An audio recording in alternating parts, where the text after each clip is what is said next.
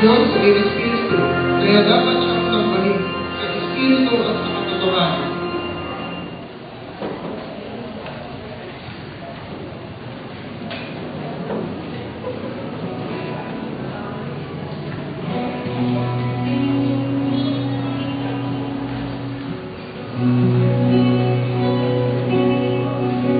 Magandang umaga po. Good morning.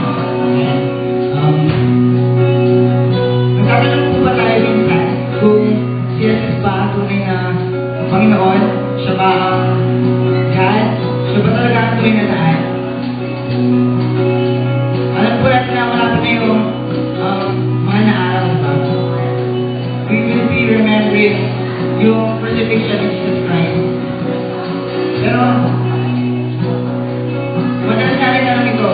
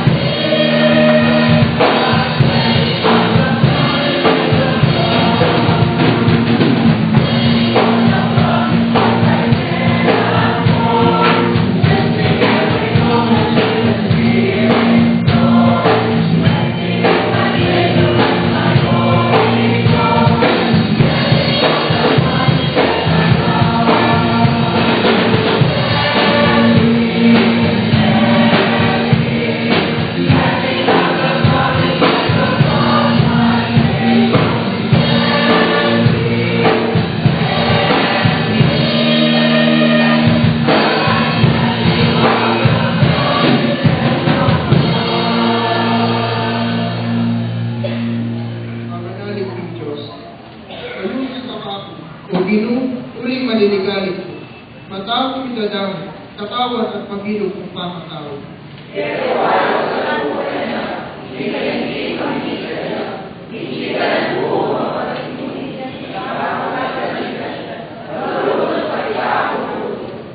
Ewa dako, kalibabay, tingkang kalangit, tingkasiping kong balay mga niyan muna. Karing kakong kakalukuran, metong nakong mga pitatakutan, etang kakong nanapin, tingala, pero balong ng mga nanigaw, di sa Isya.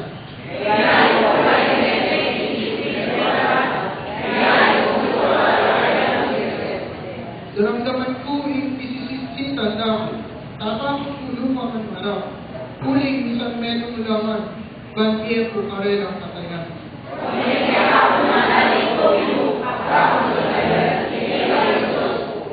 Imbiyan ko at siya paringgamit mo, iligtas mo ko pa rin kalaban ko, at karing manggipit ka ko.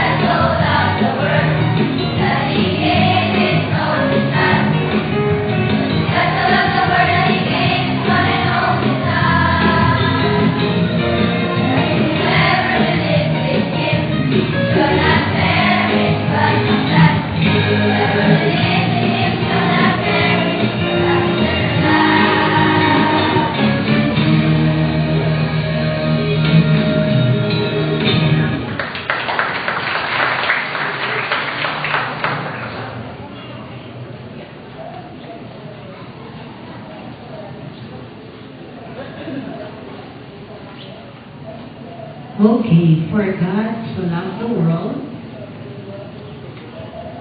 that He gave His only Son, that whosoever believeth in Him should not perish but have eternal life. Ang ganda ng kanta nyo, no? Yun yung pagmamahal na siguro nagtulak sa akin para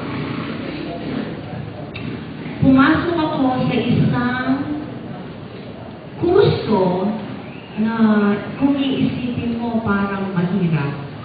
Okay. Ako ay isang Japonesa. Pero alam nyo, nung hindi pa ako Japonesa, nung nag-aaral ako kagaya nyo, ang gusto ko kunin ay arkitekto. Gusto kong maging arkitekto. Kayo, anong gusto nyo maging? Ha? Anong gusto nyo maging paglaki nyo? Sige nga. O, tatanungin ko si Lilet. Wala pa kayong naiisip hanggang ngayon? Wala pa kayong gustong marating sa buhay nyo? Ay, wala pa. Wala pa. Naku, kayo yung mga bata sa Itbulaga, yung maliliit. Ang sabi nila gusto ko pong maging doktor. Gusto ko pong maging teacher. O, kayo, wala pa? Okay. Noong ako'y high school, nag-attend ako ng CI. Doon ko tinanggap si Jesus bilang aking Panginoon at tagapagligtas. At doon din yung araw na sinabi sa akin ni Lord na mag-Japonesa ako. Pero matigas ang ulo ko kasi alam ko mahirap ang maging Japonesa. Pupunta ka sa lugar na hindi mo sila kakilala at ikaw ay magtatrabaho doon. Maraming mga bata doon, matatanda, mga kabataan. Pero hindi mo matatakasan si Jesus kapag tinawag ka. So, ang sabi ko sa kanya, "Here I am, Lord, send me." Kaya heto ngayon, naging isa akong Japonesa. Si Ate Faye, nandito ba si Ate Diwani o nanganak na?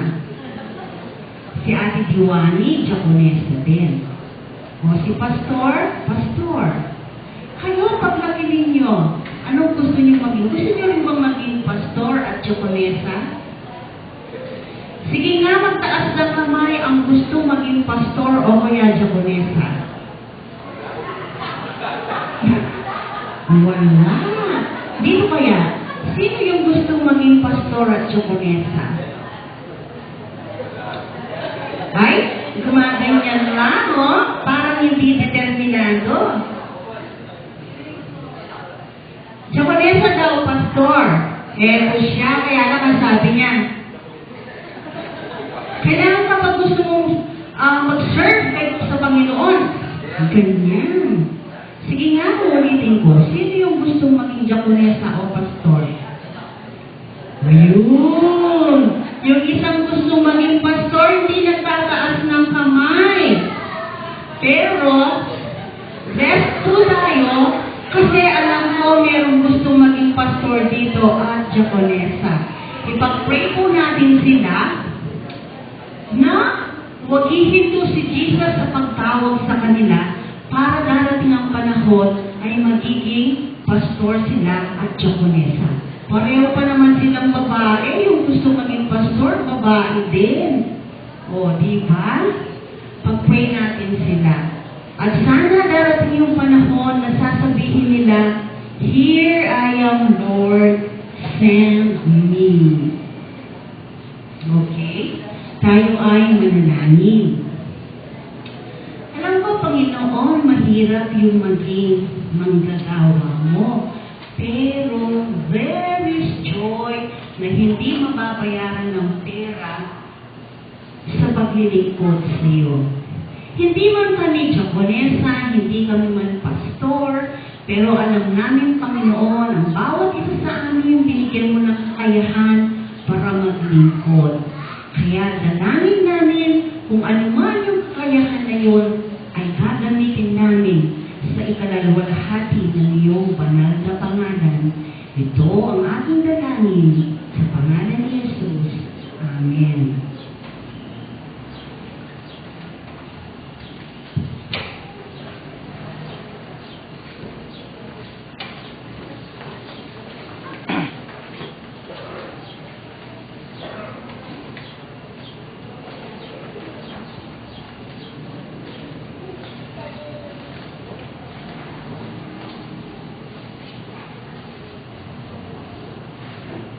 Good morning po. Pakisabi po king siping nyo, maya mayabak na ng ginupera. Maya mayabak na po ginupera. Usually po, nung mayaw yung punabak, mas mayaw tao po uli kaya nga nakatamo ng king kayang wangis.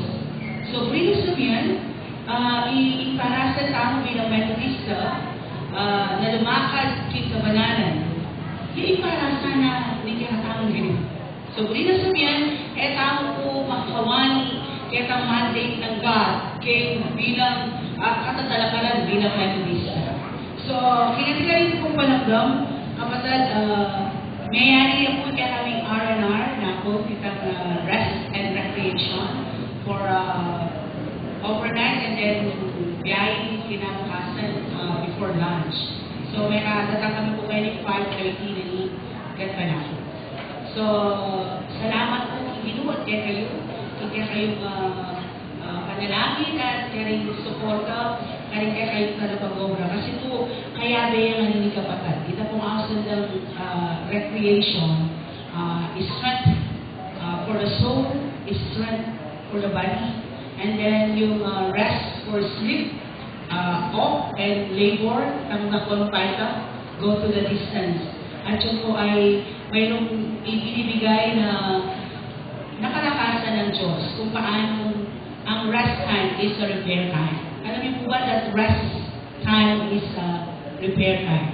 Yung marunong kang magpahinga ay mayroong inaayos sa iyong katawan, hindi lamang sa iyong kaluluwa. Kaya sa mga nanay at tatay po na nandiyan, samahan niyo po ako na matutong mag-rest at magiging mabuti kalimbawa po ako sa inyo.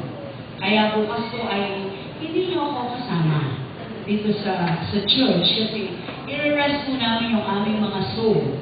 Papunta po sa Mount Zion para po sa Encounter God Revelation. Lahat po ng mga pastor, Luis Santo hanggang Mati Santo. Para po pagdating namin dito, santo at santa kami. Para po yung pinag-uugutan namin ay hindi po sa aming sariling kalakasan, kundi sa lakas na bigay ni Kristo at siya ang pinag-uugutan ng wisdom na sa bawat pagtayo po namin, it is not by ourselves, but to Christ. Ganun din po isama po namin sa panalangin ang ating 114th anniversary ng ating church. Kung titignan po natin mga kapatid, hindi po ganun karami yung mga activities na preparasyon.